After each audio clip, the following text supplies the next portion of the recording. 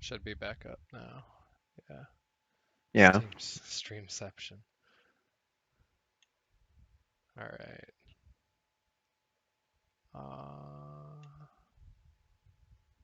Should be this one. I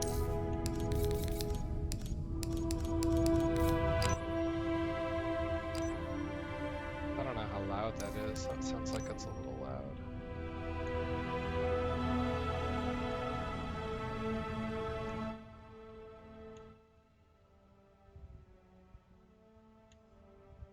Connie, could you just talk? Say things? Yeah. Hi. Alright, so we're watching Spaces. No, he actually didn't get around to sending me any film, so we're actually gonna Oh. watch some film of Bo from the other day. We were running together, and I thought there were some things that we could take a look at from this game. Some Plaza Strongholds. Okay.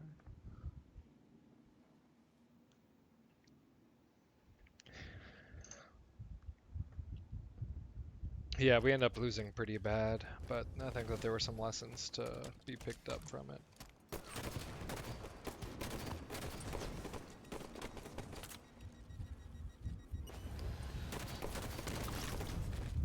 Playing on your alt. Okay. Yeah.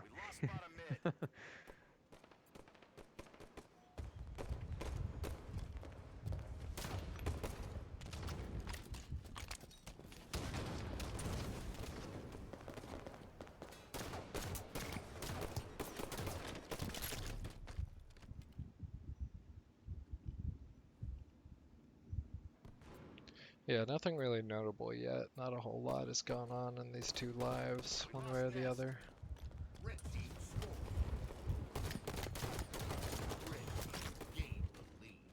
So now I don't mind the push on yard there because we were already double capped and they were capping that third one. And if it usually in that situation, it's just going to be one guy who's going for yard because it's unusual to see a whole team push that. So I don't mind his pushing it there from Cafe to try and pick up a one-on-one, or what seemed like it would be a one-on-one to try and get that.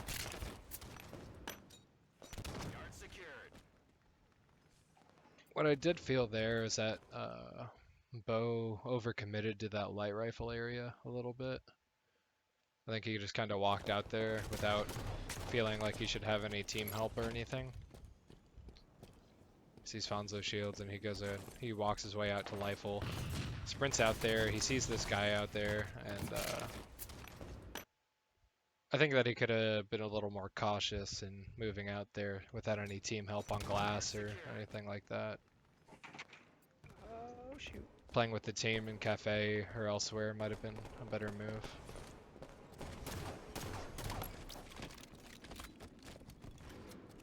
There were a lot of things we could have coordinated better as a team.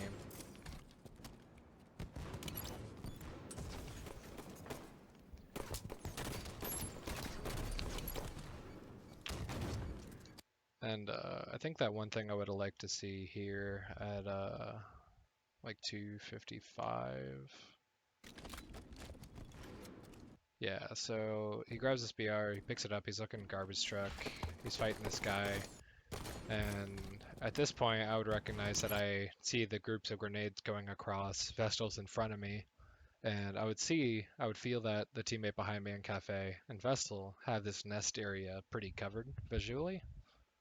And if there's anyone there, I could be looking somewhere else and I'd hear the team fire, or I'd hear gunshots going off, and I would know that, maybe there's something there that would warrant my attention. And when we talked about uh, that multitasking, right, and making the most of wherever you are and uh, operating on those different tracks, what I would like to see Pete do here is recognize that his teammates have that area covered, and I would like to see him look somewhere else. And we see here the next few seconds that there's actually a guy top gold that maybe Pete could have started shooting and pressured and called out. That ends up giving him and Vestal a pretty good amount of trouble jumping across. And we see Pete actually pause on the garbage truck to turn and then find that guy and then try and kill him. And that was a pretty rough decision, I think, because that's a pretty low probability play that no one is shooting on that guy yet. You don't hear any teammates firing on him before we got fired on. And he takes the time to stop on the garbage truck, turn, try and find his target, and then start shooting. And to expect to be able to turn and kill that guy, especially without knowing where the rest of the other team is, I think that would have been a pretty low percentage play. So if you're going to cross an open area like that, especially once you see that Vestal started getting shot, you should know that you're in trouble and you need to book it across and get to safety rather than try and make a low percentage play on that guy.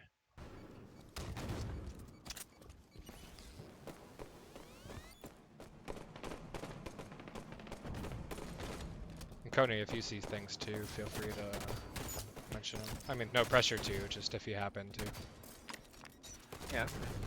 I'll see what I can find. Blue team scoring.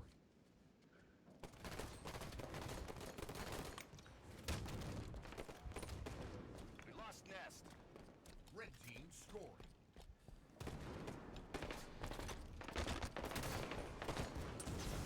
Yeah, we see him kind of overcommit to this light rifle area again, push himself and do 2-on-1 without any team help. We just had two teammates go down. He pushed his way into light rifle, which is a pretty rough area to be if the other team has control of the map. Which wasn't a good move.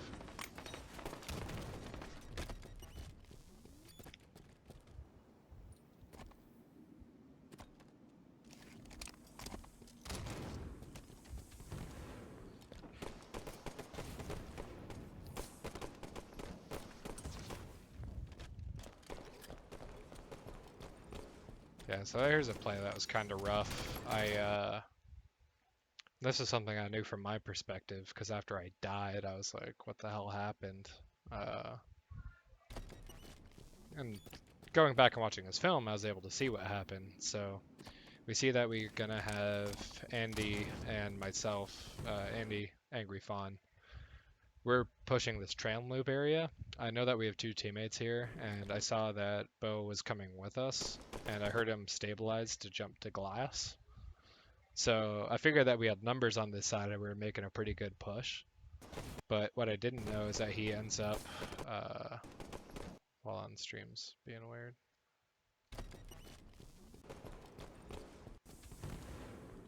Yeah, so I didn't know that he ends up missing the jump.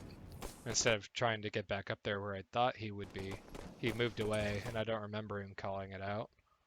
So I thought even after Fawn went down, I still thought that I had someone glass to put shots on and stuff. And I mean, at this whole time, I've been engaged since I made that decision and thought that he was near me. So I didn't really pay attention to his not being there because I was busy trying to fight these guys. And we see that I get pressured pretty hard in a way that I probably wouldn't have gotten pressured if somebody was on glass putting on shots, because we see people flying here like this guy Camo, who was ready to make a play on me if I didn't get cleaned up there by that To The Dome guy. And that put me in a pretty tough position. And I'm not sure that... I think that even if he wasn't going to come with us, I think that was something I could have been communicated better.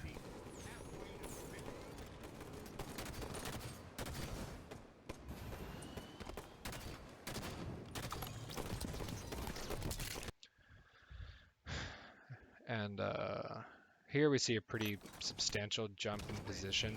We see Bo take top gold, and it's like they've had top gold all game. So he was able to make his way up here and put some good shots on this guy. And what he decides to do after he gets that guy low shields is to leave that powered position of top gold and chase this one kill. And you should understand that we don't have control of the inside of the map yet. So chances are, if he was going to chase him, and even if he killed him, he would have been in a bad position. And the other team probably would have had a good chance to just finish him up. And since they have the inside of the map, that guy that he killed, maybe, would have just spawned on the inside of the map anyway, and we'd still be in the same problem. Versus if he decided to stay top gold, that does a little bit more to help us make this push and switch the positions, whereas chasing this one kill, it doesn't help us do that. And Just a thought. So.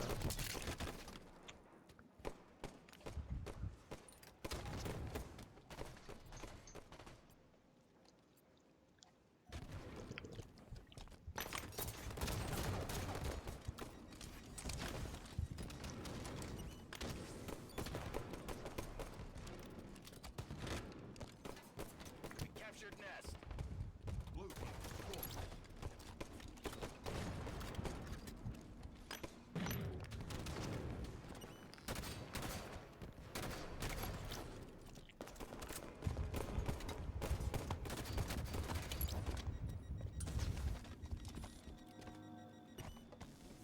We're team capping bottom mid. This is really good.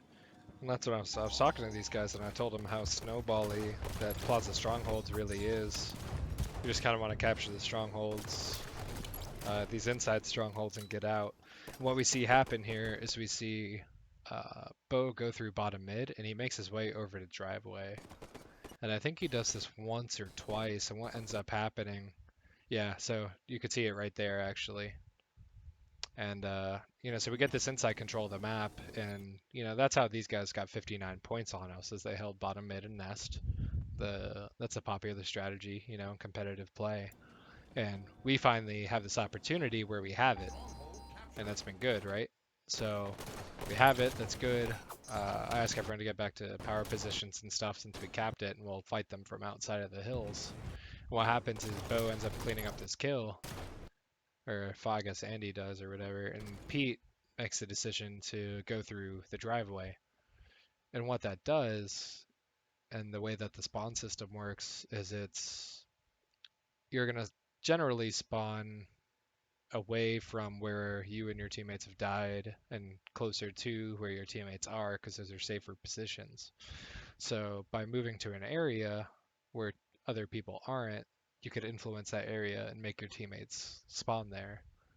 And what happens, because in the strategy we want bottom mid and nest, so we want to keep everyone away from driveway, away from tram back here, away from cafe maybe. That way the other team gets forced to spawn there, and they have to fight their way inside to our setup, which is bottom mid and nest.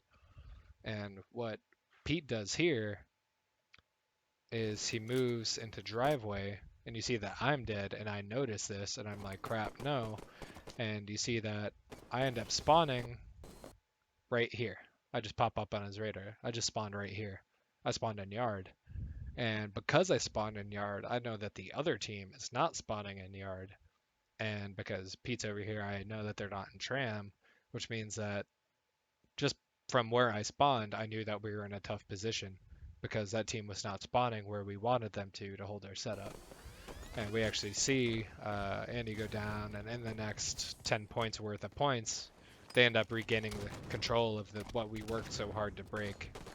And, it's not like that one move from Pete broke the entire game. There were things that we all could have done better. But in that specific instance of that setup, they didn't break it as much as Pete's single decision and the influencing of those spawns put us in a position where we weren't able to hold that setup in the way that we needed to, because we let them spawn wherever they felt like it. And you see that they spawn nest and hotel. They're taking bottom mid from us now, and they end up taking nest. It's halfway capped right now, and we have 2 dead or whatever. So I'm pretty sure that's ultimately what results of it. And it just goes to show how important that one type of move in a calculated team 4v4 environment could really screw us. Hostiles captured nest. Red team score. I would like to see him call for the team help there rather than try and push that. He was in a position where he had some good cover, because those guys just finished capping nest and we had 2 guys right above him on his team. And what we see here, it's pretty rough, is that,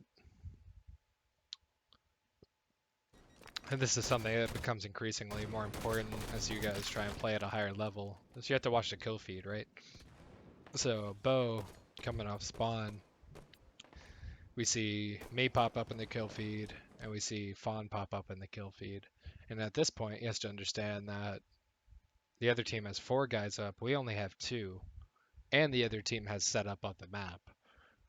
And, with that, you don't want to push into the enemy setup with only half of your team alive while the other team has their entire team. But that's exactly what we see Pete do here, is he thrusts right on out into the setup, without any team help. And we see him get melted appropriately. He drops in position to a weak position, trying to fight for bottom mid by himself, which it takes 10 seconds to cap a hill. There's no way that you're going to cap the biggest hill in the map with the whole enemy team alive and set up. You're not going to do that by yourself. And he drops down, and this is just a waste of life. And that means that for the next 8 seconds, he's out of the game. And if we were going to try and do something as a team, we'd have to do it 3-on-4. Which against a competent team who's already set up, it's just not going to happen.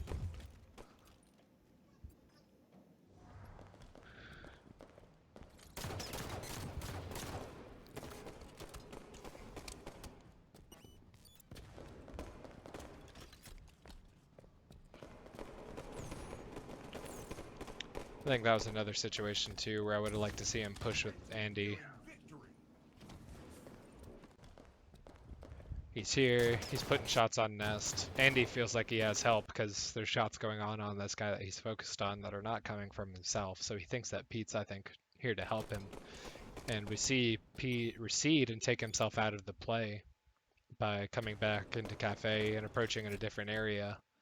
And Andy's kind of left to fend for himself. And it's like trying to break the setup. You really just want to get Nest. And I don't agree with the decision to back away from the push that him and Andy were making on the other side to come to this area where he maybe wouldn't have quite as much impact.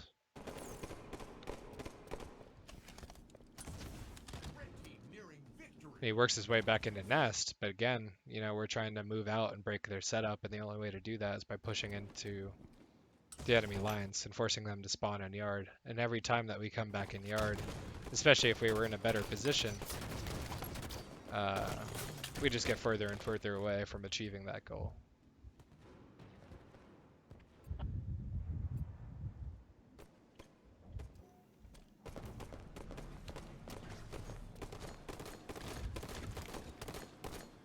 Hey, if you guys are still there in the chat, let me know just that the sound's still working and crap like that. I know that there's like 3 of you or whatever.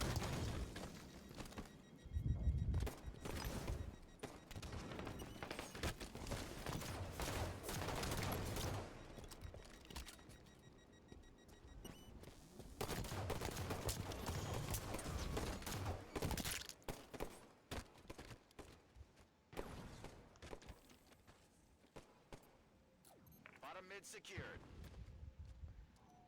Hostiles captured Nest.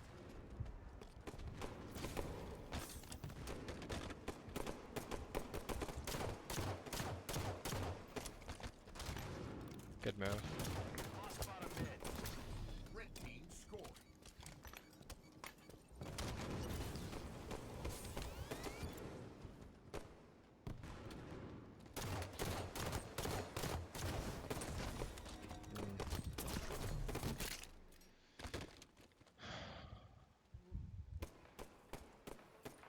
Secured.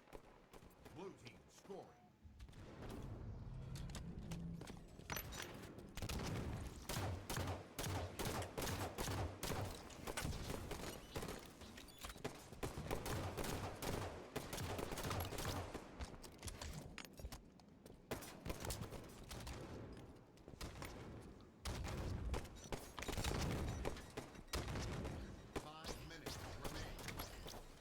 Nice. Good help.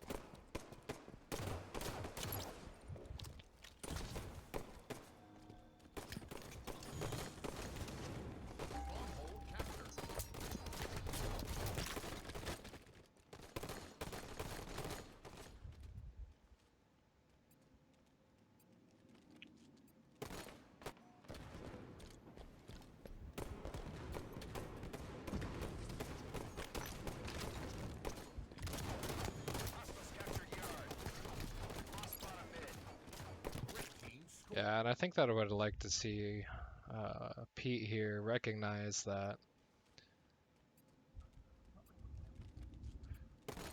off this spawn. They're taking yard and they're taking bottom mid. And I know that we made the call to fight for bottom mid at the end because we don't want to push your yard because nest and bottom mid is a setup to have. And even if we went and we stopped yard, by our being in yard, they're going to spawn nest and get the setup anyway. So the only play here would have been to get in bottom mid and stop it. And you see Andy and I flying in there and doing what we can to stay alive. And Bo takes his time making his way to the hill, and it's just about to be capped. And we could have really used another body in there. And what we end up seeing is that Andy and I were fighting on this side, and Bo was able to clean this guy up, which is good. But that next guy was only one shot. And I think that I would have preferred to take our chances from fighting inside the hill and getting as many bodies as possible, preventing that hill from flipping, rather than Pete taking the roundabout way and trying to deal with this guy. Because, I mean, there's potential that we could have team fought from that side and finished it out. Like, that last guy was one shot. That was a pretty close deal there in that bottom mid hill. We end up seeing them appropriately take nest, and that will end up being the end of the game.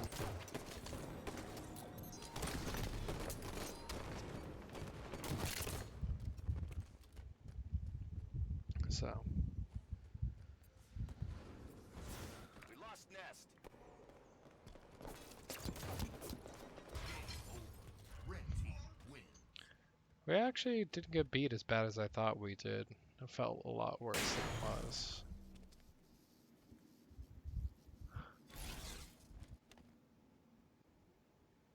Okay. Connie, still there? Yeah, I am. Did he have any thoughts on that game, or? You got pretty much what I saw too, I would say. I mean, I saw like pretty much what you got is what I got too.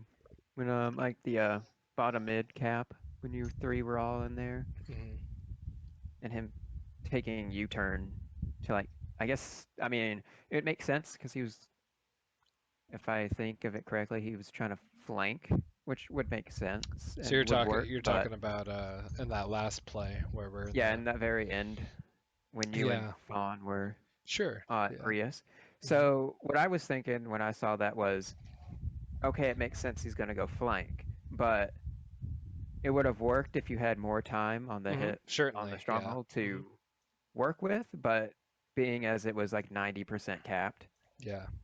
and it being that much of a close game where they're about to lose if they capped it, it Yeah. would have been, my thought was at the, like, if you could do it in a fast enough time, you could jump on the tower, jump up top mid, and then fall behind them. That Mhm. would have been maybe, but that was if you guys could stay alive long enough to keep the stronghold from being capped. But Sure. going U-turn, it helped a little bit because he got the kill on the one guy Mhm. that was going to go around. Sure. Even though he was Yeah. weak, he was going to be able to shoot both of you Mhm. from that angle, so it kind of Yeah. helped. But what it might have been after he killed him, since he was weak, he should have backed up onto your side of the stronghold and then just sat just like right on the edge there, To right get him behind the when he wall. came around. Yeah, Yeah, and still be in the hill. yeah, because he was one shot and you guys were still shooting him. Or actually, Mhm. no, you guys died, right? Yeah. So that last guy that was alive at the hill, Yes. we were dead at that point. Okay. So yeah, he should at that point. They were both one shot, Yeah. so it was kind of a It was toss up. close. Yeah, I mean, it was But close, yeah, no they were. doubt. I think that the only thing that undeniably would have been better is regardless of whether he was going to come to Soda and drop straight in the hill, or come to Soda, drop U-turn, and then go around like he Yeah. chose to, There- is that he walked to Soda. There needed to be more urgency Yeah. in getting to that Yeah. point anyway. That was not there. Because really, it was only a couple of seconds worth of difference anyway. And that's a couple of Yeah. seconds that he could have made, sprinting. And then there's another one bottom mid that I noticed when you guys were all three capping. I think that was towards the end of the game a little bit.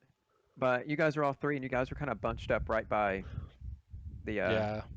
the van. Hmm. And I saw you guys spread out a little bit, but it seemed like what it felt like was they kind of came up from cafe and top mid over on that Yeah. side and flowers, and nobody Yep. was actually looking Yep. that direction. They're all kind of looking nest and tram, and so they all dropped, and there was like two that dropped right behind them, behind you guys, like from garbage truck, and got the drop on you because no, what it felt like, at least from this perspective, was nobody was actually checking the other side of the map. It was Hmm. all kind of focused on nest and Yeah. yeah, that area over by light rifle. Gotcha. Gotcha. All right. Cool. Just 1 second here. Just doing a thing quick.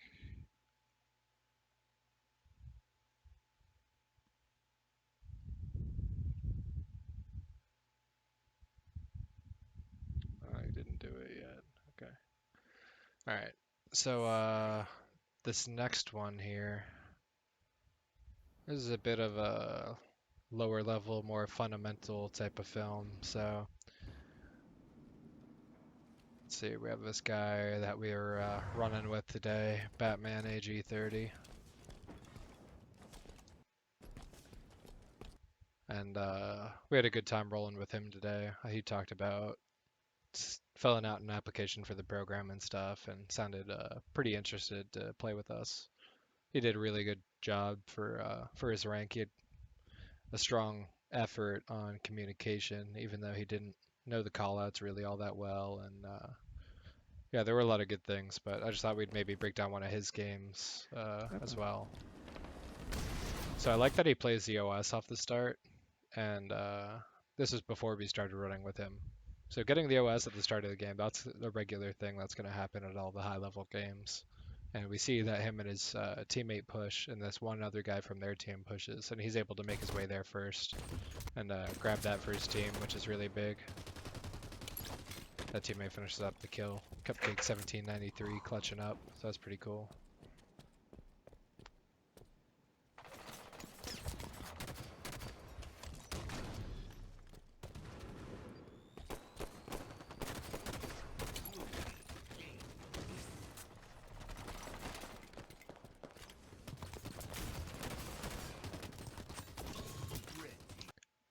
Yeah, so one thing I want to break down here at like 12:42-ish.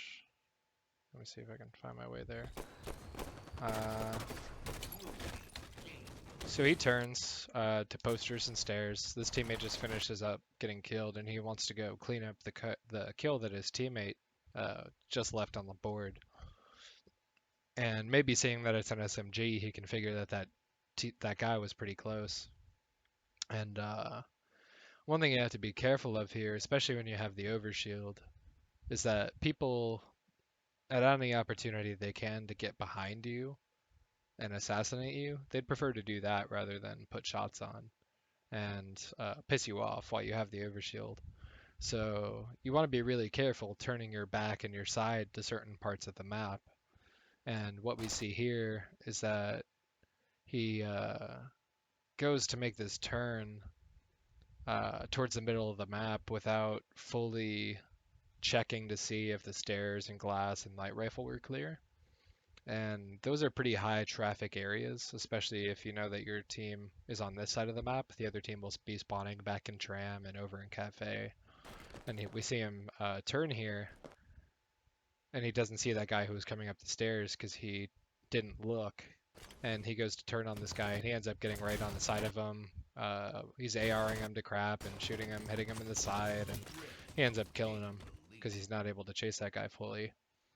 So what I would have liked to see here, and it would have been a really small but good adjustment, is to, if he was going to chase that guy, and he had to close this distance anyway between here and here, on my screen I'm showing with the mouse, is that I would have liked to see him at least jump and look down the stairs and make sure that there was no one there. And he would have ended up in the same place at the same time, but he would have had the opportunity to have a better look in those areas to make sure that he was clear before he turned his back to it.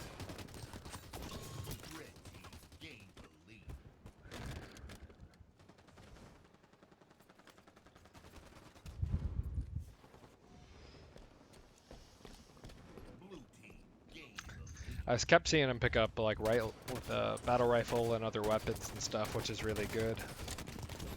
This guy's lagging the crap. Still ends up getting the kill, so grabbing the battle rifle and SMGs and stuff like that, that's pretty good when you can do that because they're appropriately strong weapons and they give you an advantage over some of those guys. And one thing I like here is he sees that this guy's lagging all over the place and it's kind of a rough situation and he goes to back up into cover. Throws this grenade trying to cover his butt. And what he does here in case this guy chases him is we'll see him jump back and he puts his BR reticle at head level so that if that guy comes through while he's one shot, all he has to do is pull the trigger at the right time. That's exactly what happens. So that was a good move. A small one, but an important one.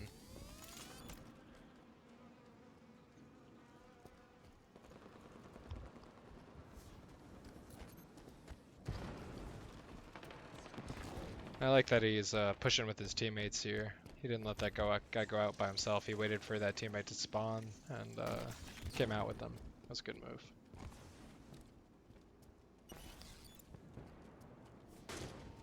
He knows there's a guy up there. One thing I'd like to teach him is to how many different ways you can get up there, because he could have made a play on that guy pretty easy. That was S4 by just jumping. And you know how to, Coney. Lots of different ways. Could have made a play on that guy. For sure. I would point out that another thing, it's a small thing, but knowing when to have what weapon out. Oh, yeah. So you see him pick up the SMG over in Yard, and then he was crouching around in case someone came out from the hallway over at LR, which was good because that's a close quarter area. But once he got down into at the end of Tram and started going up to Nest, would have probably been better to have the BR out. Just in case, because there will be people at the end of Nest. When was that? And SMGs. That was like 13, 15 or something, right? Yeah. About there. Yeah, right. Yeah, a little after that. 13, 20, yeah. I see what you're talking about. So he takes his SMG, creeps around the corner. Yeah, which is a good move. Yeah, in case for someone's sure. Coming. But I agree, after he takes this step out, and what we talked about in that last film with Pete is kind of understanding, you know, depending on where your teammates are, you can make certain judgment calls. And at this point, I'd like to see AG look at Cupcake here and understand that there's nobody over here. They just ran over here, and there's probably a low percentage that someone is back there. So at this point, I'd like to see him turn into the rest of the map, and like you said, maybe take out his battle rifle because it's the more open area where the SMG would be less effective. Yeah, it's a really good note. Yeah, it's a good call. I'm gonna skip back ahead to like 14 minutes.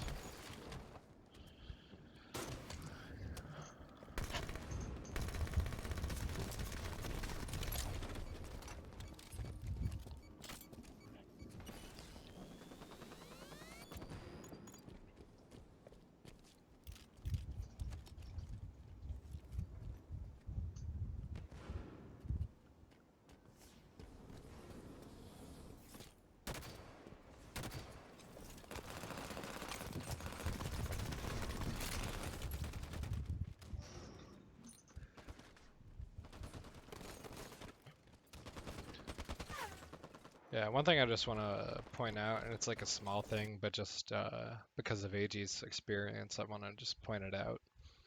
So at the beginning of the game, he grabbed the overshield at, let's see, what time would that have been? It just came up like right. Yeah, I know. So that's what I'm going to talk so- about. So I'm just rewinding to the back start of the game so he could see it, because I know that he was the one who made it there.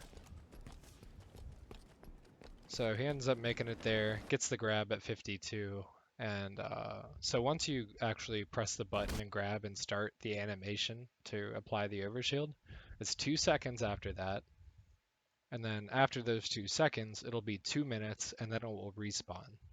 So he grabs it at 52, finishes applying it at 51 or 50. So based on that, you are able to know as a player that it'll come back up at 950. So go ahead and fast forward back to where we were before.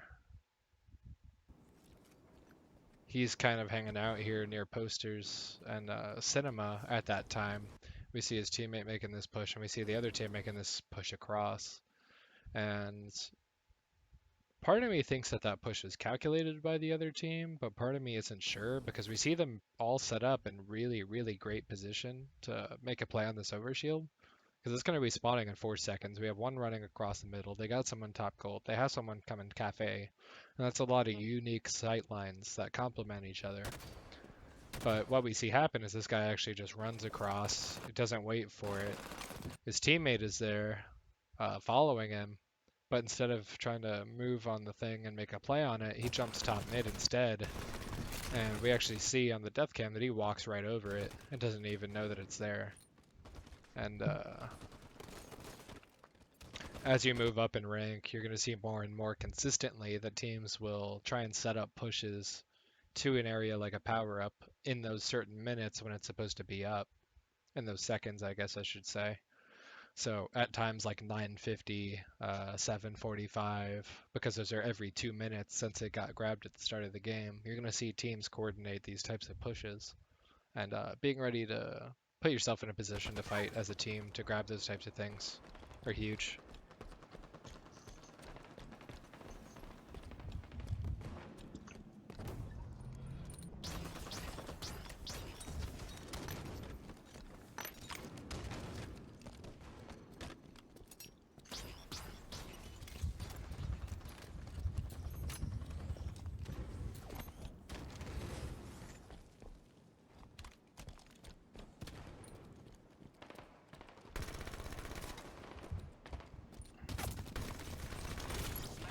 Good move.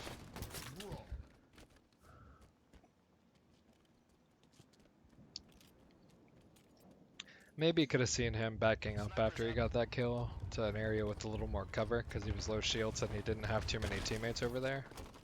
But he was kind of in a tough position to have been able to get back.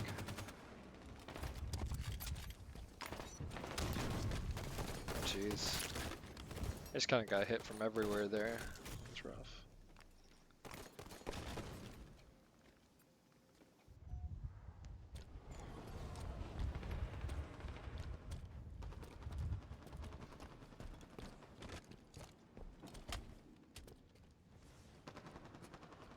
Oh, they don't know he's there. Ah, that's rough, man.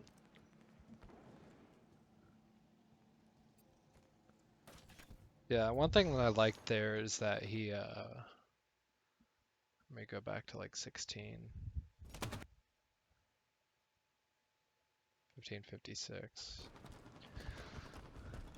So, at this point, I would have felt that, oh, you know, in the kill feed, I had two teammates die in this area, and he's in here pushing into a position where there might be multiple dudes, because the whole other team is still alive.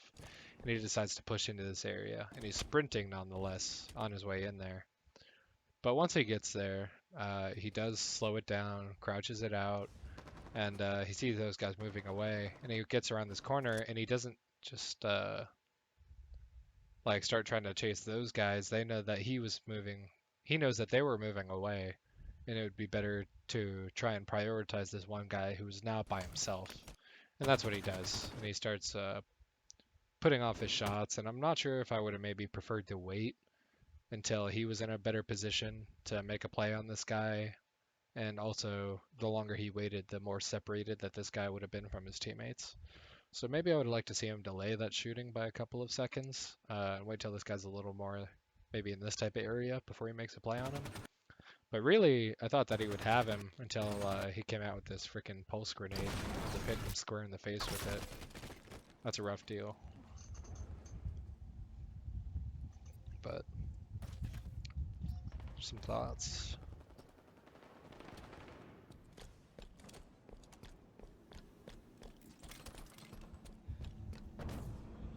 I want to say I think I heard him call it a starburst grenade today. I don't know if I heard that right. That might have been someone else, but thought that was kind of funny. I haven't heard it called something like that. I like it, I've man. really I heard like it. it. Oh, it's heard splinters. Or what Rick and Ryan call it. What do they call it? Butthole grenades or something like that. They hate them so much. Jeez. Yeah, they do not like those grenades at all. Which, you know, they're not the best, but yeah.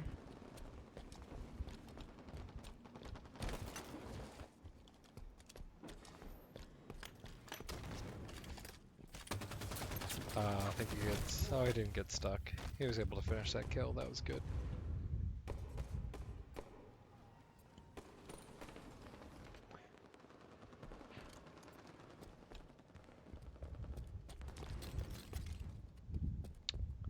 Grabs the BR.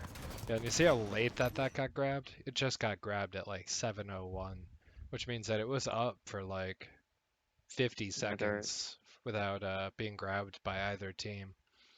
So okay. AG here can look at that and he could recognize that as long as he's playing at people at this level, he has to understand that if he stays on top of those times, like 9:50-ish, high 40s when it gets to 7 minutes, so like 7:47, 5:43. If he goes at the power ups at these times, especially at this level of play, he's going to see that he's going to more often than not, especially as it gets later on in the game and he's able to keep those times every 2 minutes apart, of course, he's going to be able to grab those very often. And you're not going to get quite as And, often at the higher levels because you're going to see guys take care of it like they're supposed to. But it's the elimination of those types of mistakes that will help you take some next steps as a player. and then, can I point out real fast? Yeah, It has it's a little bit different than the OS, but I've seen him throughout this game. When he throws the grenades, he throws he them just at kind of people. he throws them at them. But in Hmm. this one, I was watching. He threw it on, like he saw that they were going to come in through the door, so he throws it at the ground so that it lands in the doorway, Yeah, that was a good which move. is Hmm. a whole lot better than Yep, good when you call. throw them at them. Yep, for Yes. sure. Yeah, you definitely want So to try just and making that punish people more who of are a, chasing. Yeah. yeah, more of a habit of throwing it and making sure it lands where you expect them to be instead of Hmm. where they are at that moment. Yeah, for sure. Yep, that's huge. And, he's not able to quite finish the kill on that guy, and I think that rather than nading it and staying there, I think I would have preferred to see him nade it and try and leave rather than try and fight that OS one-on-one head up. But it's the risk that you take, I guess, if you are going to try and drop those nades. You think that maybe it's going to take enough of the shield off where you're able to fight him, and it's just pretty hard to say. So I actually watched the film one time through here before we got started, and we see him taking these shots with the bolt shot. Now, the thing with the bolt shot is that it's a projectile weapon. So certain weapons like the battle rifle and the SMG, as soon as you pull the trigger and those bullets are moving, they're gonna go to wherever they're gonna go, instantly. That's called hit scan. And you have certain weapons like these, rocket launchers, and these types of weapons are projectile weapons, which means that he pulls the trigger and they're actually slow enough where you can see them travel. And it's like even if someone was standing on the path of it when you pulled the trigger, if there's enough space between you and them, uh, they could actually move after you pull the trigger and still get out of the way of it. So the thing to recognize with that is that projectile weapons are kind of slow, and sometimes you either need to lead the enemy or use the weapon in a different way that's more effective. So the thing with the bolt shot specifically to understand is that uh, when you're close enough to someone that you're able to aim at them and the reticle actually turns red. So this reticle here, it's covered by the pause button, or the play button. But the once it turns red on someone, with the bolt shot, these projectiles actually home in on people. So it's very difficult for them to avoid if the reticle was red when you pulled the trigger. But at this far of a distance, you're not going to get that red reticle, and it means that you have these slow-moving projectiles that are probably not going to hit the guy unless he's just standing still. And you're definitely not going to get the kill unless he's standing still for however many times you have to pull the trigger for the bullets to get there. So these shots here with the bolt shot are pretty low percentage play. And the better move there would have been, if he was going to put those shots on, to do it with his Magnum, which is a hit scan weapon. You can see a little bit of the homing there. I don't think that you get the red reticle in theater, but you could tell by the way that the projectiles were homing that he was at that distance where he did have it.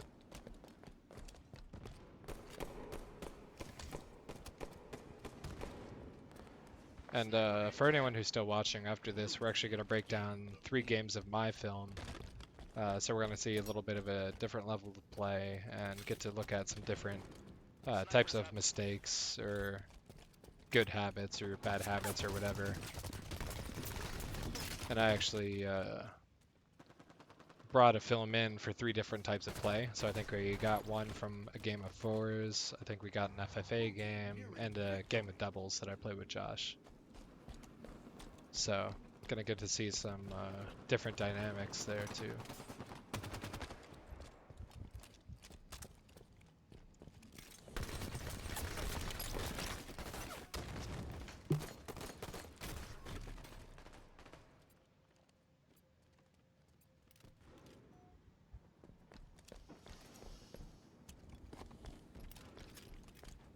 Still grabbing these BRs, which I just can't stress enough that it's a big deal.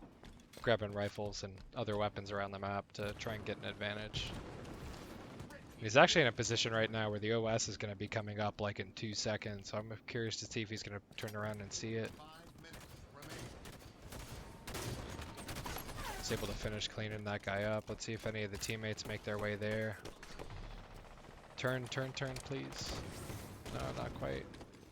Yeah, so it's been up now, I think, this whole time. I don't think anyone's grabbed it yet. It's probably still up. Oh, nope, they did grab it, finally. He probably just came across while he had his back turned to it, because I was watching the outlines. That's a tough one, and I mean, like I said, if he would have known about that thing where if you grab the power-ups, it'll be up in 2 minutes after. If you could think about all the power-ups he would have had this game, all the times he would have grabbed Overshield, this game is 47-47 right now. And to think that he could have grabbed it 3 more times, that was kind of funny with the barrel. To think that he could have had that OS 3 more times, I can't imagine that it wouldn't have made the difference for the 3 kills worth, you know? Like, just knowing that one simple thing could have swung this game into a victory, just on his own. That's something you agree with, Coney? I do. Yeah. Because even at the least, if he has it, then the other team doesn't have it, so then they can't do anything with it. So, I mean, at the very least, at least you deny them the ability to have it. Yeah, for sure. Because not only is it that you can grab it and get 3 kills yourself, but if they grabbed it and they got 3 kills, then that's not only 3 kills that you didn't get, but that's also 3 kills that they did get. So it's like a difference of 6 kills, you could say, one way or the other. I'm just making an announcement that we're still going.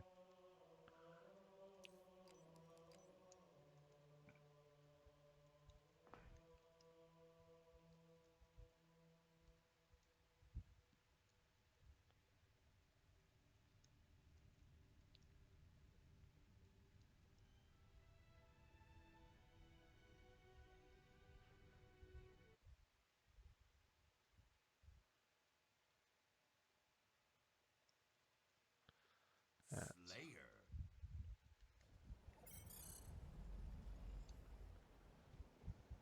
Worded that kind of weird. It's all good. Okay. So I think that this is weapon tuning, so we're gonna see a little more in terms of ineffectiveness as far as like battle rifles and other things go, because some of these weapons are weird. So see how that jump off the rip? I usually like to try and pull that off if I'm on blue team, because it puts me in a much stronger position to make a play on the camo than it would if I went through the basement or somewhere else. By jumping there without taking the stairs to catwalk, it allows me to get there that much quicker. We see that I'm actually able to drop down at the same time that the red guy is, even though they spawn inside. And I'm able to make a play on him, kill him, and still kill this guy, and actually get killed by a friendly nade. So if they would have known that I was there, that could have been a double right off the rip that I was able to do, get in that position because of that jump off the rip.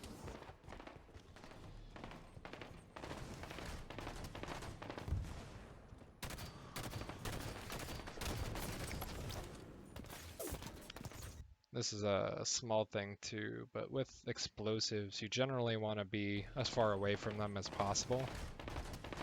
So this guy, he shoots me here with the grenade launcher, and I know that. So what I do, instead of standing on the catwalk, as soon as I recognize that, I jump to get as far away from that projectile as possible. And I end up living. I only get hit a teeny bit because of it. So now here's a mistake, because that guy finished hitting me, and I got turned around, so I thought that I was continuing to get shot up from the back, and all I was seeing was the red things to show where I was getting shot from. So I actually end up strong sighting, but I strong side towards the guys that are shooting me, which is obviously very ineffective and pretty dumb. That was a big mistake on my part. I just ran right into him. Thought I was getting shot from the other way. But that strong siding mechanic, the reason that you do that, you saw me looking at my legs, is that if someone is standing behind you and you're looking down at the floor, they can't shoot your head as easy because it's down, like it's tilted downwards, and they're only going to see your upper back. But obviously in that situation it didn't do anything because they were actually standing in front of me.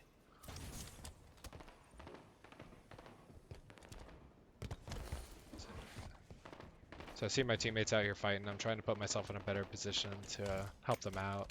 He ends up trading, and I'm not sure if anyone else is here. Obviously don't see those outlines elsewhere. I hear the guy jumping all around. He didn't even see me. Be able to make a pretty easy play on him. I know this guy's coming. He saw his teammate get meleeed. He also runs right by me. I do lose track of him, but we end up cleaning him up anyway.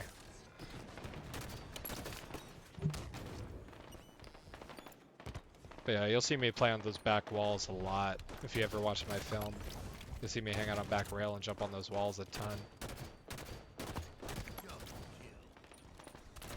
So one thing there that was kind of big about the guy that I was just fighting open deck, I'm rocking it back to like 24 here, Coney. Yeah. So there's this guy open deck, and I see him, and you see that I'm kind of hanging here on the edge of the stairs. So I don't quite jump down yet. I could have jumped down. You saw me move towards it, then I moved back. And the reason for that is that I don't know well enough what that guy's shot is like. I don't know if there are any other enemies in the vicinity. And if I jump down there now, then for all I know, it's straight up one-on-one, full shield, and generally you like to try and swing these types of things in your favor in any way that you can. So what I end up doing is I know that he's not shooting at me yet. I stay up here, I put on a couple shots first, and now I recognize, okay, I have this guy 2 shots on, which means that I only need 2 more good shots to kill him, and I still have my full shields. So at this time then, I decide that it's safe and advantageous for me to then take this fight straight up, and then I drop down to go ahead and finish him, and I'm able to do that.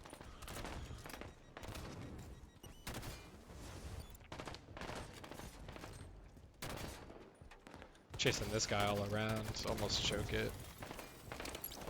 Do have teammates near me, so they're able to clean him up, which is good. Able to get the sniper rifle, taking cover, reloading my weapons from behind cover, rather than poking out while I'm reloading and not being able to shoot anyone.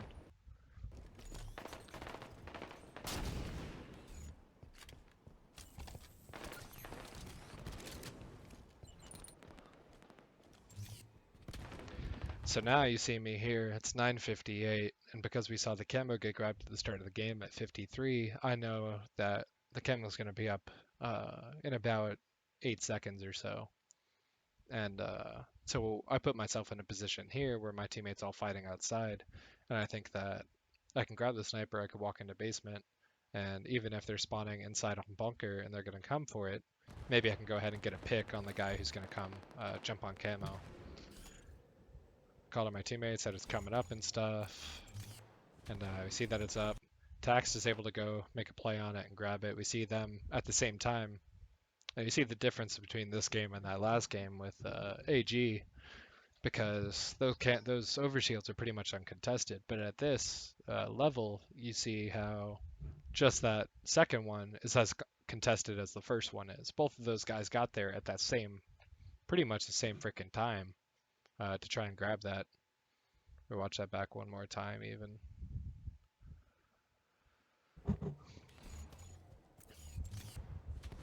So you see they both actually jump on it like right at the freaking same time. And I'm not able to hit that shot, unfortunately. That would have been a kill that I should have had. And this guy here ends up pushing me. They got the spawn outside and I got pushed. So what I end up doing here is I don't even try and fight him. I just jump on the box and I find my way out of there, and I'll fight him in a different way. I actually had a teammate spawn outside that he ended up fighting with. He ended up killing him, but I ended up living with the power weapon, and I'm able to eventually clean him up. Sometimes just disengaging from a situation is better than trying to stay there and outplay that guy and kill him. There I'm just able to cover up my butt with some nades and finish that guy pretty good. Sniper in 10. Blue team halfway to victory.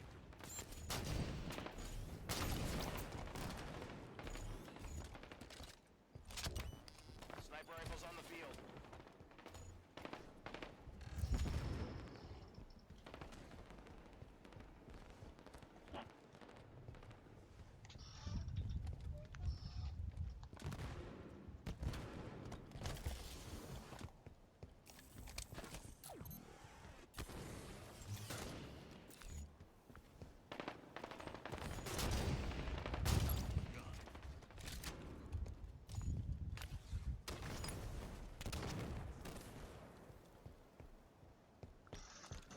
So I mean, all you've been seeing here with the sniper rifle is pretty much I'm just trying to hang out in this back area. I'm not trying to do anything stupid with it. I'm playing between my teammates, letting them go ahead and pick some fights while I'm from a safe position, trying to put shots on damage on people.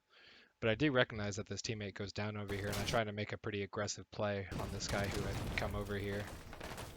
And this guy ends up killing me, I think. I'm not sure.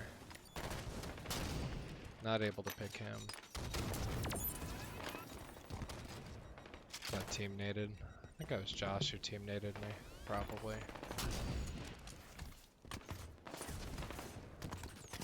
Yeah, so there's a couple of mistakes that I make here. And Connie, do you think that you could point that out? I don't know. Are you watching the Twitch stream or are you Yeah.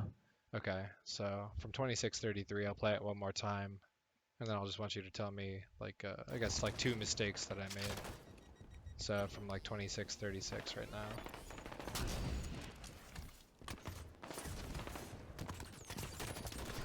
(26:36) to the time I die at 46. What are two mistakes that you think that I made there?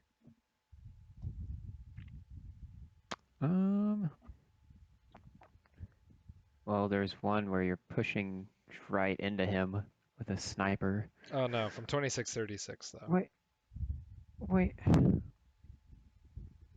I think that's a. I don't really see.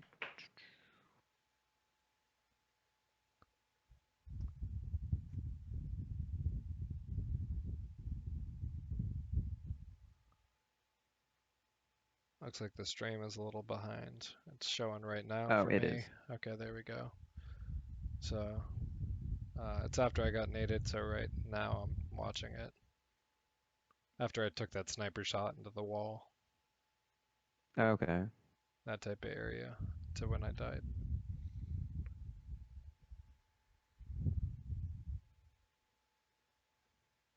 Do you have anything or? I think the stream is kind of so. I think that might be one reason this is because right now, yeah. Okay, so just took the shot with the sniper into the wall, and then yeah. Okay, so you're dead. Um, Super dead. yes. So, well, the one thing I noticed was since you had the sniper and there was a guy pushing you, either I would have backed up a little bit farther back into where barrels is or like Okay, so long you're haul. talking about before Yeah, what I was talking yeah, about. Yeah, for sure. That could yeah. have been a That's what. play that I could have made.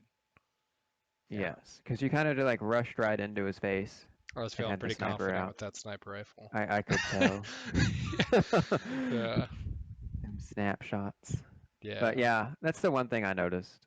Like Okay. that stood out fairly well to me All anyway. right. So at this 2636 point, there's this dude down here open deck, and I go and I try and shoot him with the sniper, and after I don't get that, I decide to change to my BR and go chase him.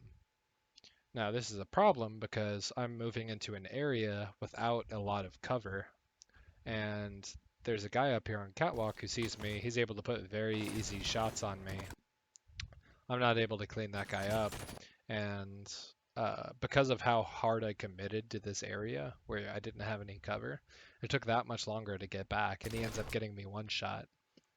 And then, if that wasn't bad enough, I then decide to frickin' jump and stay out of cover for longer than I even needed to. All I had to do was finish walking back and just walk onto the stairs, and I would have been in cover.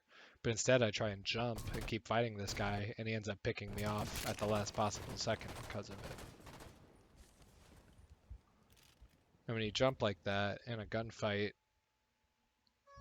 sometimes you could throw off their aim for a split second because you're moving vertically now, where maybe before you were just moving side to side. But after they make their adjustment, you know, once you're in the air, other than with a thrust, your flight path is predictable. So it's very easy for that guy, after he made his adjustment, to just finish me off while I was hanging out in the open, and that's exactly what happened. We see that camo's coming up here. We're here again, trying to fight for it. I check it there. I'm seeing if I can get in a different position. I know my teammates were making a different move, and we ended up just saying screw it. I don't know if they actually got it or not. That guy didn't drop for me. Well, not where I thought he was. Yep, there he is.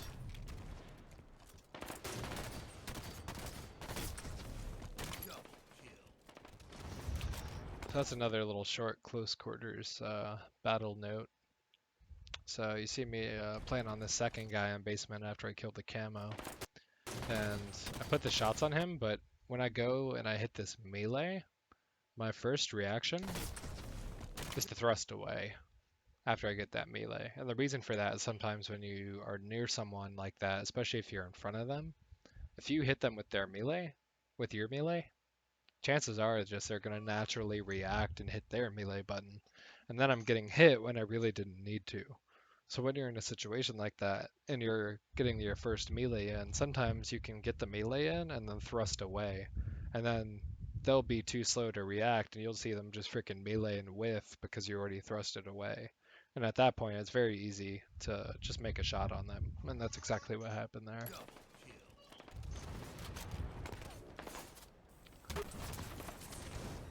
Here you just see me being bad at the grenade launcher.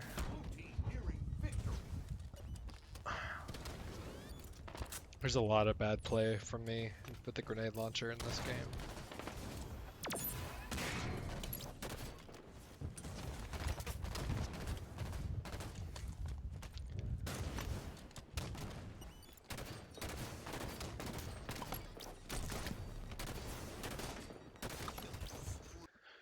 You see how much of a difference it is playing on those back walls and jumping around on back rail versus just walking on the actual like catwalk back there. So that verticality just makes you harder to hit. And you see that, once you get to a certain level of play and a feel for the game, you can kind of see people without actually seeing people. You'll be able to predict where they're going to be coming from. So here at 2750, we see this guy in the back here. We see his outline in theater mode. And I don't actually get to see him at any point. I don't see him yellow corner or anything.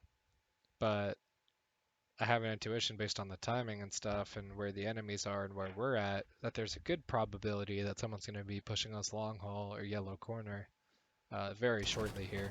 So we actually see me jump up here and start throwing grenades. Now it's almost like I saw that guy coming and I went to go freaking grenade him, but I actually didn't get the chance to see him at all. It's just based on experience level and knowing where they're spawning and where they're going to be pushing based on where you're at. And like I said, lots of different factors. You get to grow some sort of intuition like this that allows you to do that. I end up throwing a terrible nade and it bounces off the wall and didn't do anything, but the thought was totally there. And you see me take this jump on back rail on the walls here, and that element of verticality allows me to play on that guy pretty well. You see that he pops the grenade down there just before I made that jump. So if I was there, I would have gotten hit by that grenade, and he probably would have had me. But because I'm jumping up here, not only did I not get hit by that grenade, but he was looking down there, so he had to react to my being up here, and it made it pretty easy for me to make a play on him. And his teammate was pretty oblivious too and looking in that same direction. So I actually dropped down right in front of him, and I'm able to make a pretty easy play on him. And if I'm not mistaken, I think we see...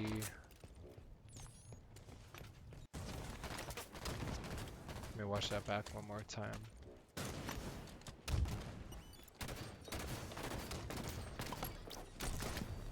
Yeah, so Coney, you see that at 28:55-ish or so? 27, I'm sorry. 27:55. So, oh, are you just watching my stream at this point? Yeah. Okay. Is it still showing for you? You are paused at 27:52. Okay, cool. So basically I go to make the play on the second guy, and you could tell me what happens.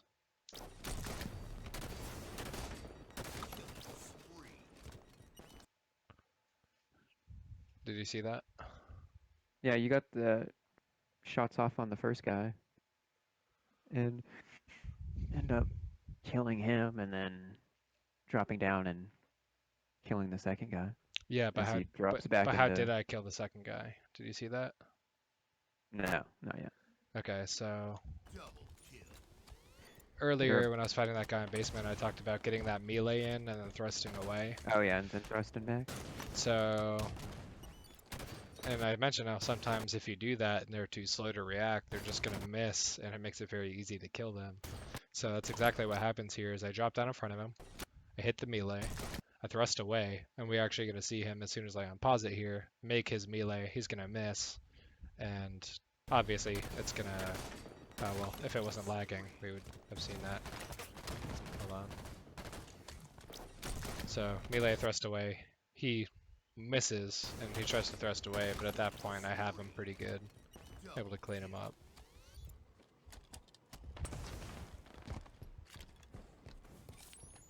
How did I just get a message from on Xbox? So.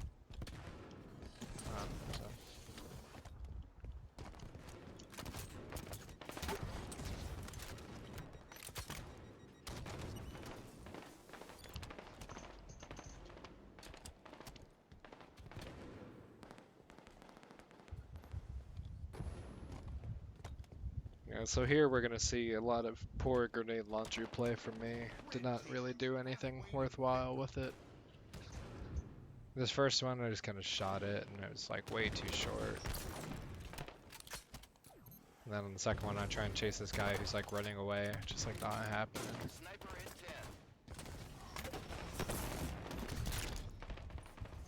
10. End up getting cleaned up pretty easy.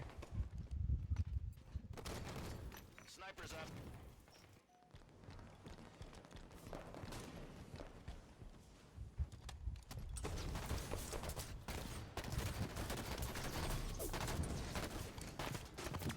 Well, at this point, I'm just kind of doing stupid shit. It's like in the grand scope of the game.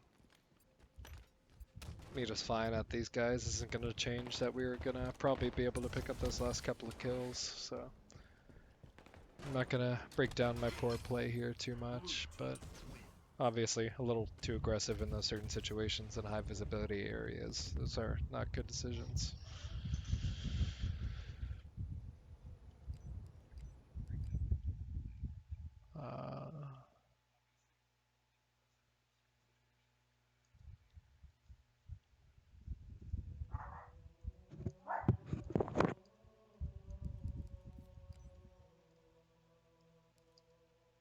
Hold on one second.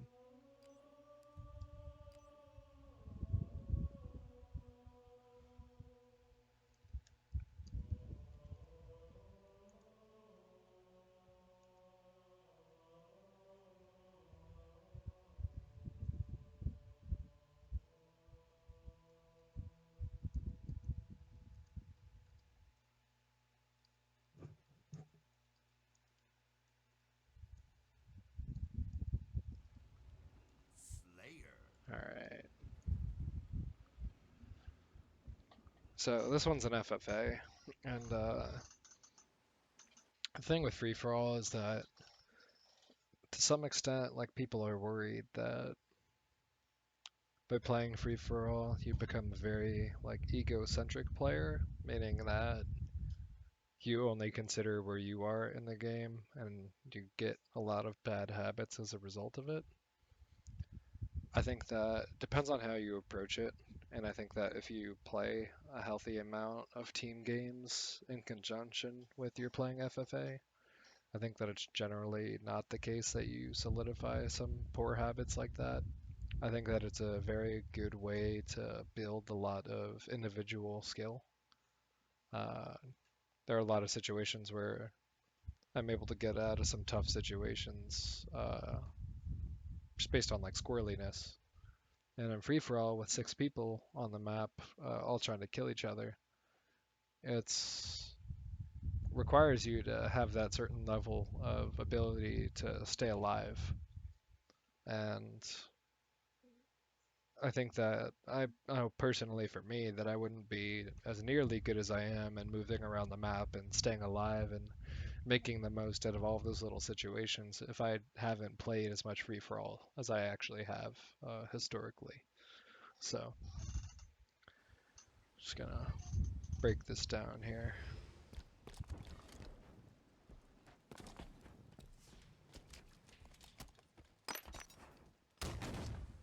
Not dropping to chase that guy and run into grenades. I knew that he saw that I was there because I moved on the radar, so I wasn't gonna drop down and chase him.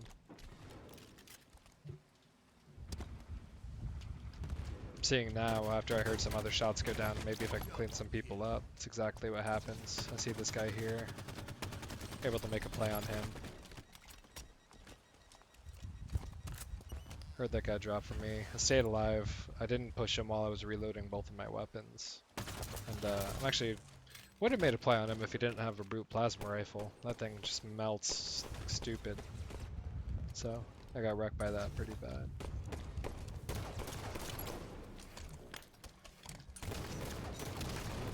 A lot of free-for-all is at this level is just putting yourself in a position to not just get into 1v1s, but more realistically, you want to get into other people's business while they're taking 1v1s. So sometimes you see a lot of aggression off the spawn. If I'm hearing certain gunfire going on, I recognize that there's somewhere that I have to be, and I'll move.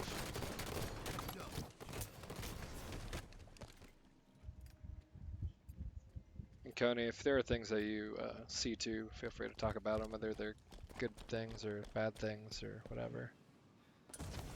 Yep, keeping my eye out for stuff. Okay.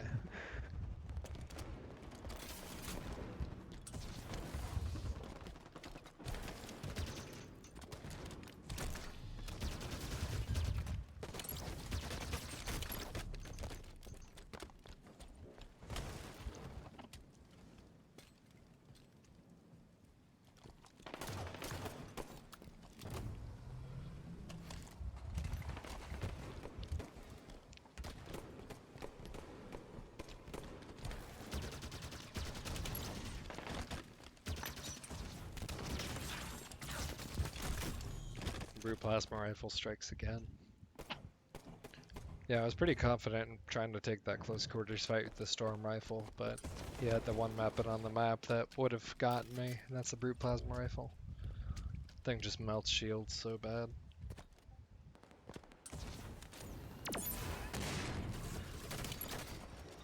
Yeah, so I used that ground pound there to make a play on that guy, and I figured that without him knowing that I'm there, he was just going to come walk right up the middle. And by the time that he noticed that I was there, he wasn't really in a position to move anywhere that I wouldn't have been able to at least be close enough to him to take his shields down, because that area doesn't have a lot of space to run to, and it's pretty tall and narrow. So wherever he was in that space, I would have been able to hit him with a simple adjustment. So I was able to hit him there with the ground pound and clean him up. Yeah, I heard that guy coming for a while. Or I guess girl, maybe. That guy didn't chase me up the lift. I know that he's still under me now, so yeah. Sniper in 10. So I know that he's under me. I just ran away from him. And what you see me do here is I know that he's still under. But regardless, I make this play and I'm sprinting. He can see me on the radar the whole way, and I know this. And you see me take the BR. I don't actually even see anyone top mid. I just take out my BR and I start putting off shots to make him think that I was engaged in a fight. And then I took out the storm rifle that would be useful in what would inevitably be a close range fight, assuming that he just chased me and heard that I was putting those shots on. He thought he was going to sneak behind me, and that's exactly what happens. Is he thinks he was going to sneak behind me while I was taking that fight, and just got wrecked for it. I see this guy kind of coming. He's still underneath me too. Gonna push me in the same way. He had a storm rifle too though, so I ended up trading.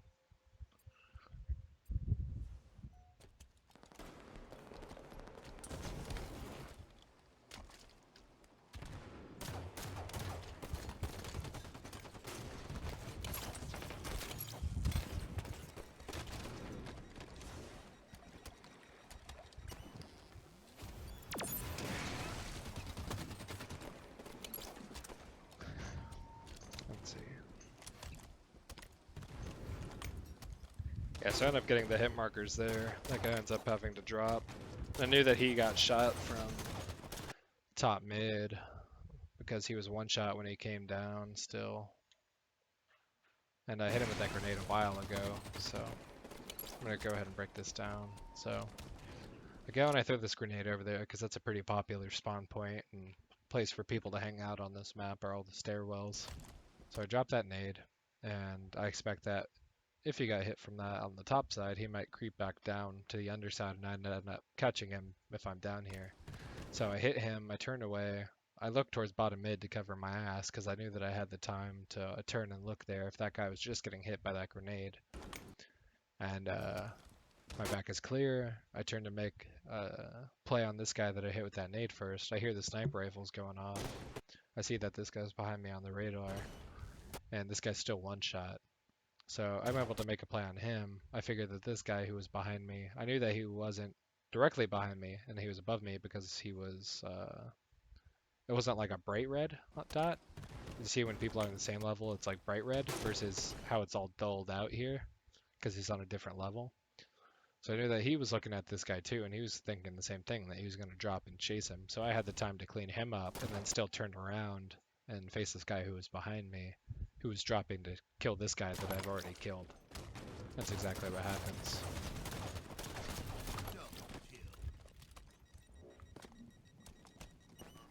Taking my cover here, get my shields back. That guy runs right on by. I go to chase him. I feel pretty confident in my ability to take him. He actually should have killed me there. That was a misplay on his part. I went to go take cover down there, but there ended up being people down there, so I died.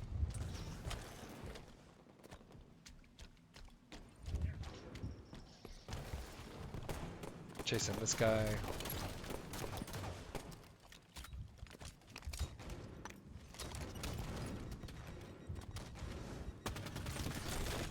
Brute plasma rifle. Strikes again. And at this point in the game, I didn't actually know where they spawned on the map. I didn't know that they spawned in the closets like that, so I couldn't have made the judgment there to move away. I didn't think he was going to have it, but I eventually pieced it together, so I was able to look out for it. I actually think that I start grabbing it soon myself. Turn around while I'm low shields trying to make a play on that guy. So here I have a pretty good understanding of where people can see me from, even without looking at me. So I know that there's one of these things here in front of me to take cover, and I know that there's one behind me. And you'll see me maneuver my way around here in this little clusterfuck of what's about to happen. And I'm actually able to live pretty good despite getting pinched by two guys. I'm able to run them right into each other.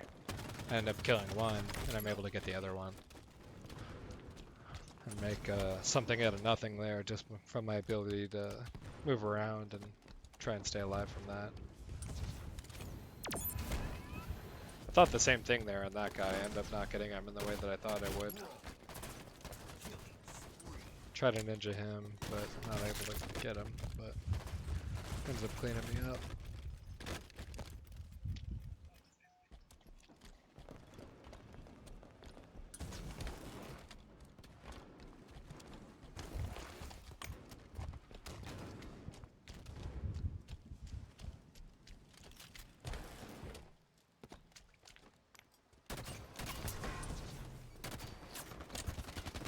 Lose track of this person bad.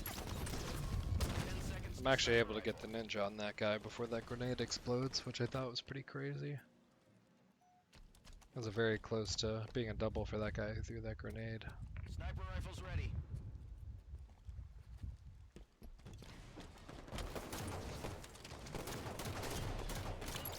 Not able to clean him up. Not able to get the shot there. I feel pretty confident about re-engaging that fight by jumping back up from where I dropped down because I heard all the gunfighting going on. And the only place that I would have been in danger from was back here in these red stairs when I jumped back up to the left of where my mouse is, back in those stairs. And I figured that with all the fighting going on, it would have been a low probability that I would have jumped back up there and been shot from my ass near the stairs, and that I would have been pretty good to just focus on everything in front of me here. Now, when I jump back up there, there really is a lot going on, and I failed to recognize. Let's see, I'll jump back up here, and I forgot to fight this guy. I didn't recognize that that guy jumped off of top mid for the ground pound, and even after I heard it, I thought that he was going to go for this guy because he was low shields, but then I realized that I was probably an easier target because he was above me. I was standing still pretty much, and this guy was going away. And then at that point, it was too late for me to move, and he ended up killing me. Or she.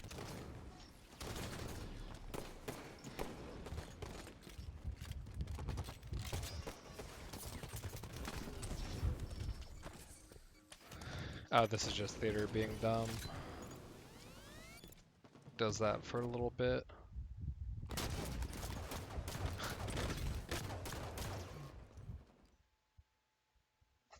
I actually think that it's broken here and I have to like fast forward. Yeah. I had to restart the film on the Xbox.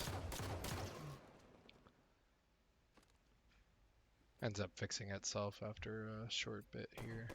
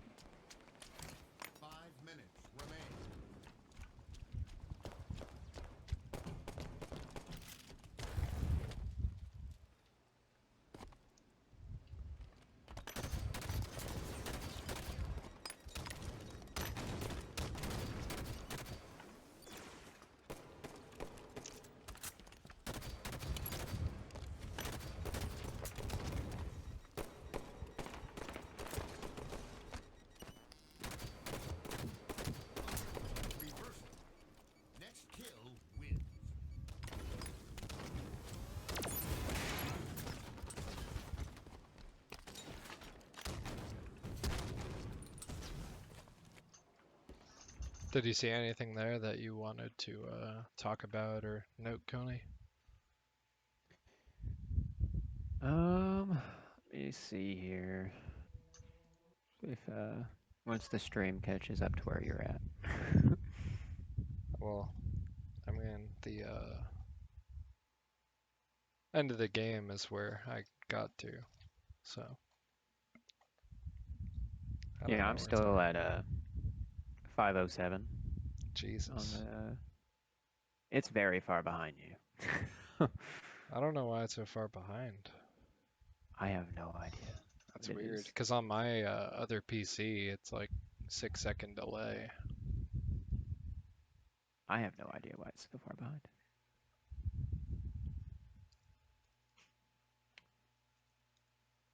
Me-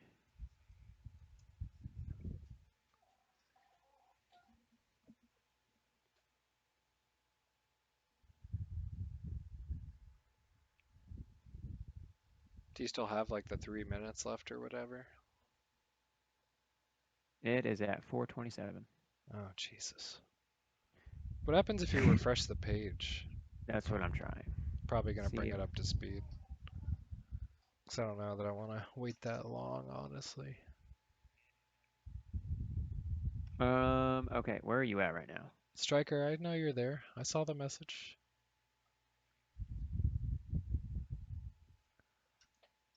Okay. We can see if it fixes it. So continue. And we will see what happens.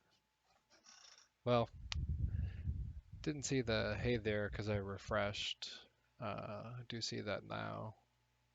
I also see you talking smack. So there's that.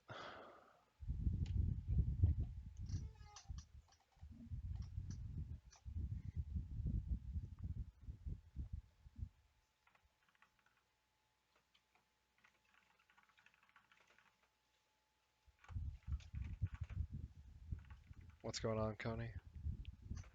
Right now it is paused. Okay.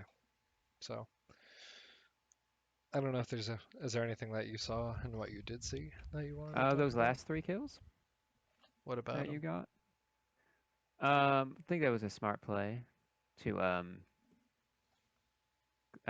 what you did there when you went up to like the second part and then jumped down and ground pounded the kid instead of taking him head on. Yeah, I'm trying to fight him. Because Yeah. since you were already pretty weak from Mhm. being there so long and just getting naded and Yeah. everything, that was the one thing. And then the one that got, I don't know, the one guy that was just kind of standing there in the middle of the hallway that was weak. You started shooting him and then he got naded Yeah. and the nade killed him. Yeah. I was like, I don't know if you knew there was a nade there, but I was like, I would have waited and not shot him until he got hit with a grenade and then shot him. Yeah. That would have, but in the heat of the moment, you don't really know. I mean, I figure there's I someone was, down there standing still. I thought he'd be freaking hit already. I didn't think he was just standing still with full shields in the middle of the freaking hallway. But yeah, no, who does it? yeah. So, all right. All right. I'm gonna go ahead and let's break this last game down. Actually, I think we have some Sweet. sweaty doubles here. This is what we'll end the Hella night doubles. on. It's me and Jolly Josh, another coach in the program. We end up taking on 2 guys who are currently ranked champion in doubles. Ooh. So it's a little sweaty. Slayer.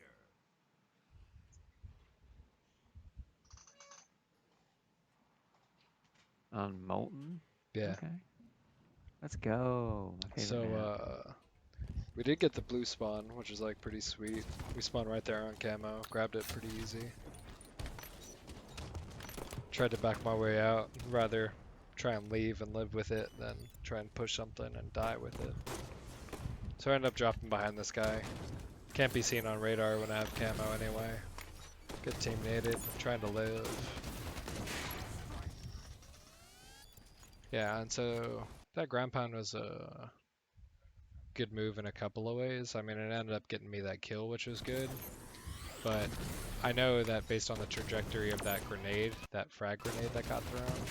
Let's see if I can back up and do it. which is killing me right now. So based on the trajectory of that frag that just got thrown, I knew that there was someone on that far side outside in the middle there, near the lava pit. So by staying up here in the air, it allows me to stay behind cover by not being in front of that door. I'm up here behind the ceiling where I'm in cover. And I know that there's a guy down here, so I'm able to make a play on him after my shields start to come back. So pretty easy to go ahead and clean up that kill on that guy who was pushed way far in.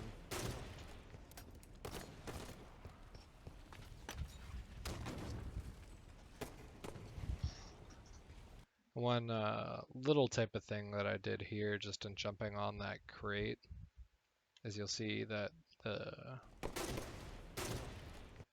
corner that I choose to jump on it, I know that there's a barrel right here on this corner, so I purposely try and jump and move away from that barrel in case that got hit, because if I was on this corner right above it, I would have died if it got blown up, versus where if I'm on this corner, I probably wouldn't get hit by it if it got blown up.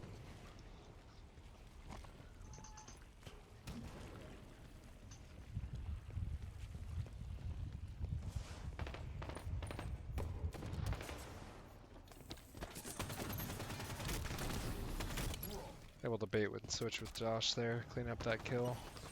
I know that second guy was up there. Able to bait and switch again, but Josh actually ends up freaking doming him. Which is good business.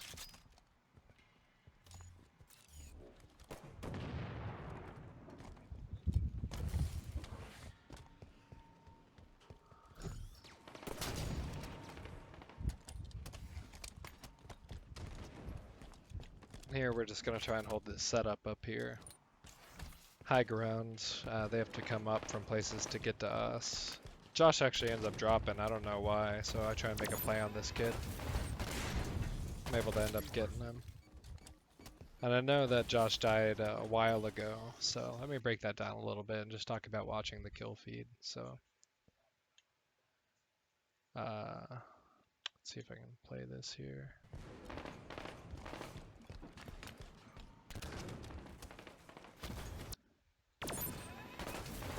So I know that Josh died right there, and I ended up getting this kill, but because Josh has already been dead for a while, and I was engaged with that other guy, I know that his teammate, assuming he's a good teammate and he's in a good position to help his teammate who's in a fight, I figured he'd be right behind me, so I knew I had to book it out of there pretty quick.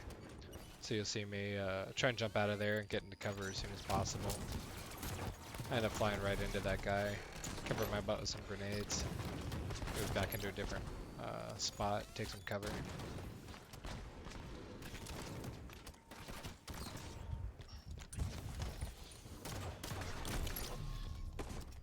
Able to be aggressive on that guy and get that kill.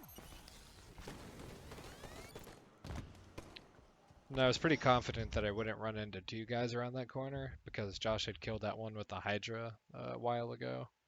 And I figured that he'd still be respawning. And because they were... that spawn had them, I guess, off rhythm, you could say. And because he was respawning, he'd be respawning in a place that's further away from his teammate because there's no spawn points on the stairs or in that corner while I'm pushing it. So that teammate would have had to spawn very close. That teammate who was respawning would have needed to spawn very close to that teammate who I fought at the corner to have also been in a position to fight me there when I went for it. So here it's 9:52, camo's coming up soon. I'm over here, I'm waiting for frickin' Josh, like he's taking his sweet ass time. I end up dying, but he eventually makes his way over there and gets the kill, which is good. Better late than never.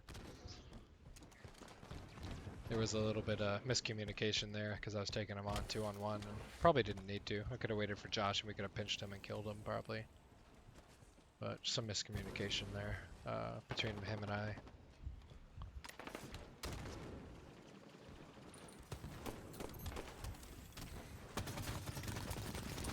Not able to make a play on this guy. Its suppressor is too serious. Ends up killing me. He comes back and helps his teammate. They slide us out. If I would have won that fight, that probably would have been big for that, but I did lose it, and he was able to clean up Josh because of it, which was unfortunate. Yeah, that guy ends up chasing right into my grenade. Josh is with me too. So it was pretty easy to clean up that kill on that guy. With good position. Josh got another one, so I was able to get that snipe pretty clean. That teammate was respawning when we were killing that guy, so we were in a pretty good position to handle that. We're not really sure where they spawned at this point. I see at this point he's on my radar and over there. Now we're just trying to live. That's only one of them, so we have to watch out for that other one. Josh knows he's behind us, so trying to watch this guy. And I pre-aimed the door, not realizing that he already had walked out. So I actually have to end up dropping off of him.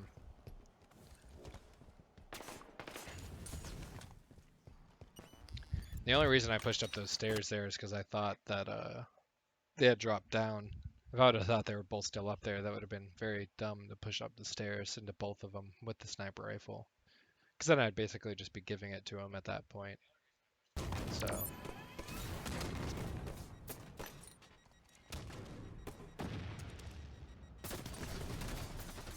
Still not able to get that freaking kill. I think I jumped right over the plasma. Gets me pretty good. I should have been using my death cam there to watch out for Josh. I could have seen that hallway and called some things out. Recognize that they're making a play on camo at this point. I try and move away as if that guy didn't see me, but he ended up seeing me, so I had to fight him. He still knows I'm here.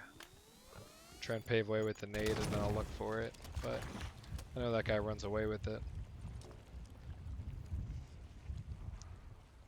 Being cautious now, but this guy actually creeped up here. Ends up getting me pretty good. And he doesn't drop into the stairs for Josh to kill him, which was unfortunate. He stayed up there. It was a smart move. And they end up teaming up on Josh, getting a good kill on him.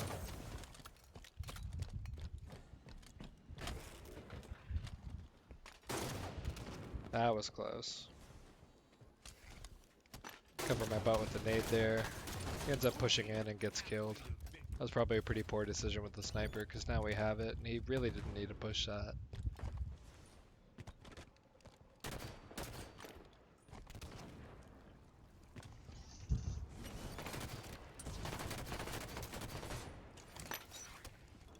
So what we see there in that little exchange as I'm trying to fight this guy in lava is that I come out to the corner, I start making my move, but I recognize at this point that Josh just died. He got meleeed in the back, and because he got meleeed, I know that the enemy is where I knew Josh was, which is in the control panel room. And I knew that Josh picked up the sniper of the guy that we killed in control panel just a couple seconds before that. So I'd figured that if I started fighting this guy, that guy was going to come behind me with the sniper rifle and possibly pick me off. So you see me decide then at that point to work my way in through here against this wall and away from where that sniper would be able to get me. So I try and fight this guy and I make sure that I'm continually moving around and away from the control panel room because I don't want to get pinched by the both of them. So I'll actually circle my way all the way around this lava pillar and end up dropping down away from that guy.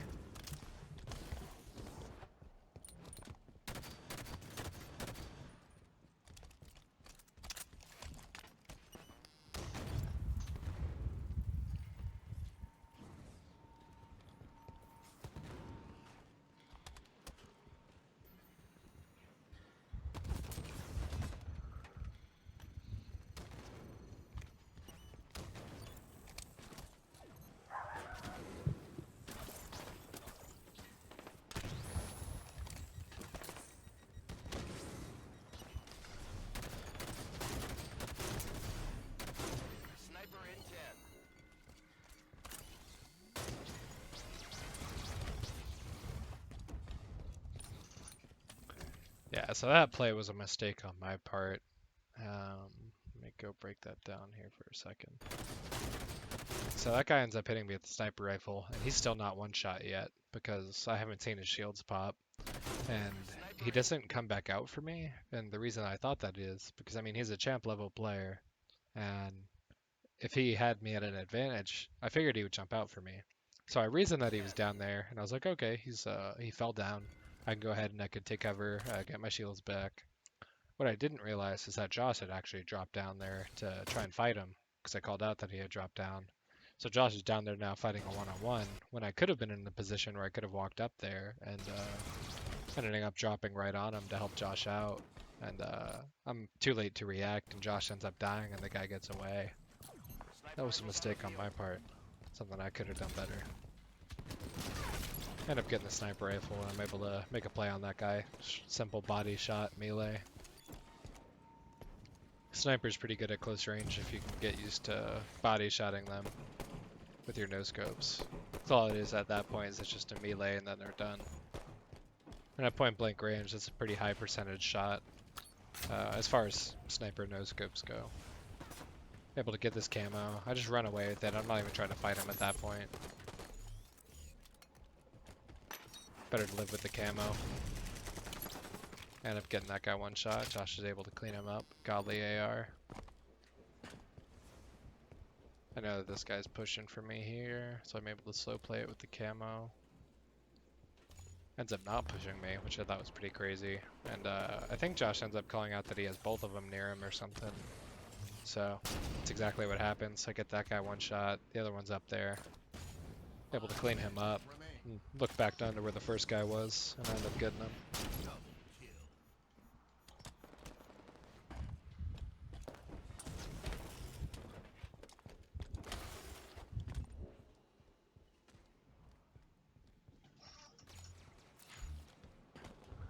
Red team, halfway to victory.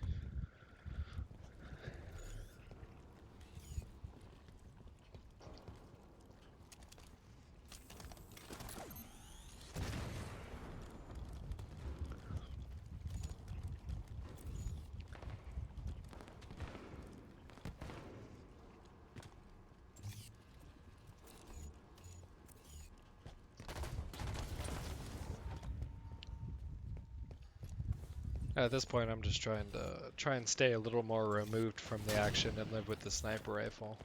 But say I only got one shot left. Josh is dead a couple of times in a row because I haven't been in position to help him. So I'm trying to move up a little bit now.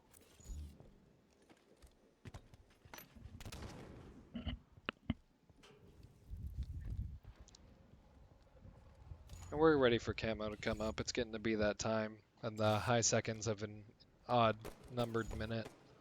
So I'm down here trying to make a play on someone when they inevitably try and make a play for it. So I'm actually able to get a pick there. I've just been pre-aiming that. That was pretty easy. Do get that guy one shot, not able to get him, but Josh is able to clean him up. I did get the kill from the grave. I don't know how that happened. I went back in theater and watched that a couple times. I couldn't get it, so I don't know. No clue what happened there. Maybe it was a team nade or something, but I left Josh alone down there and he ended up dying. Did that a lot to him this game. 10 seconds to sniper rifle.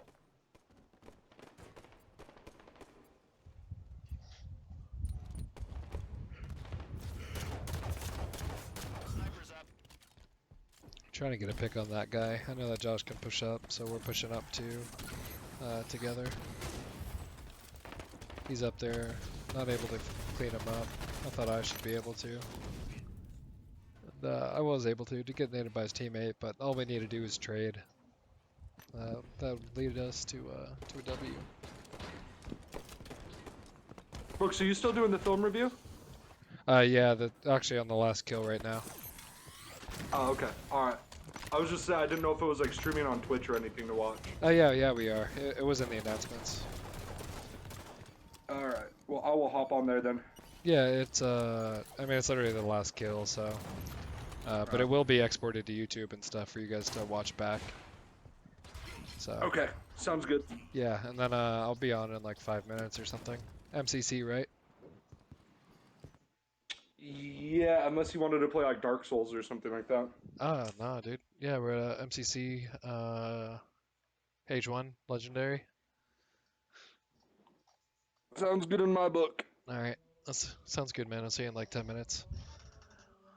Sounds good. Coney, are you caught up on the stream? Did that end and stuff?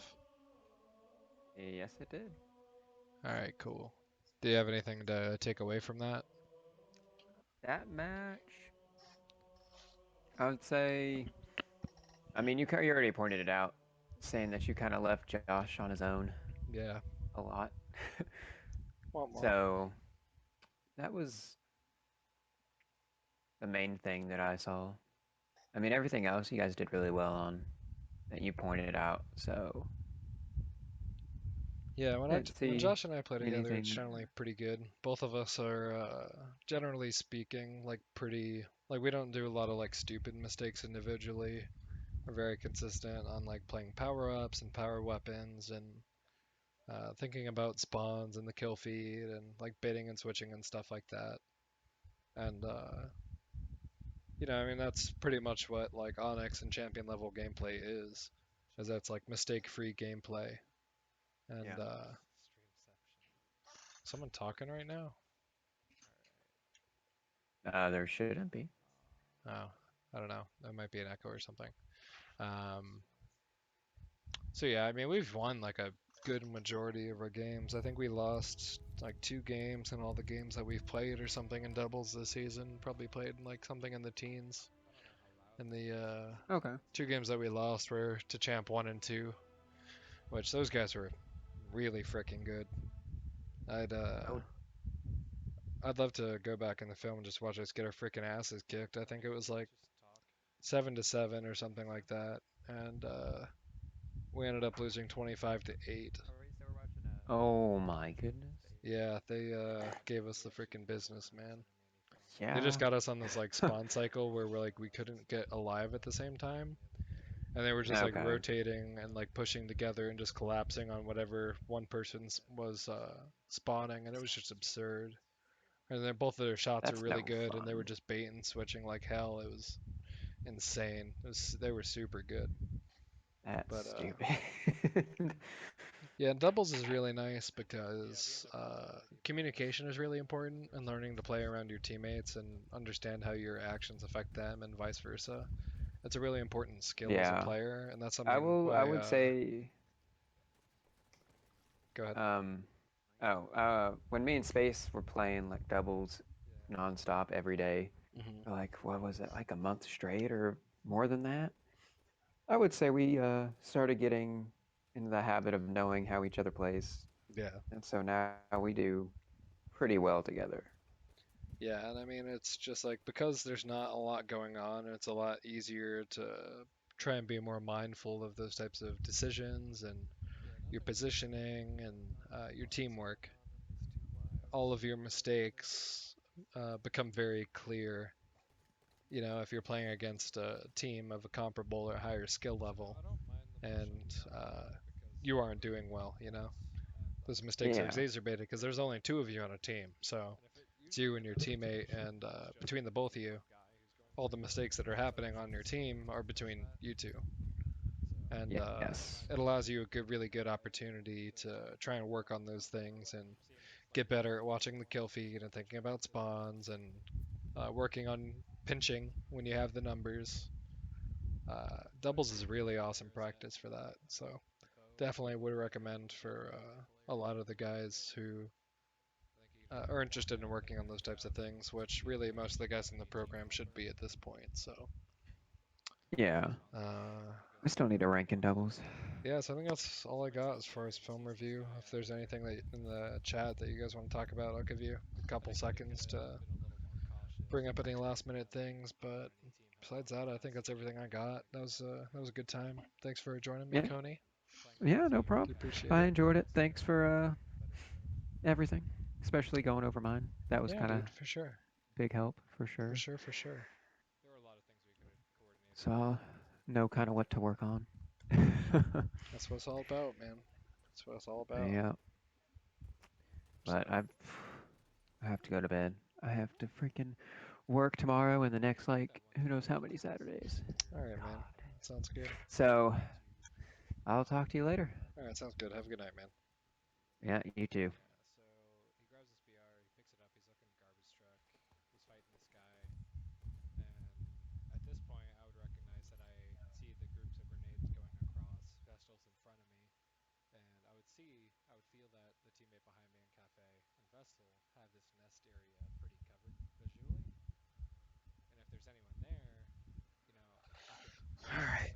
close the stream down then. LFG Ace. LFG.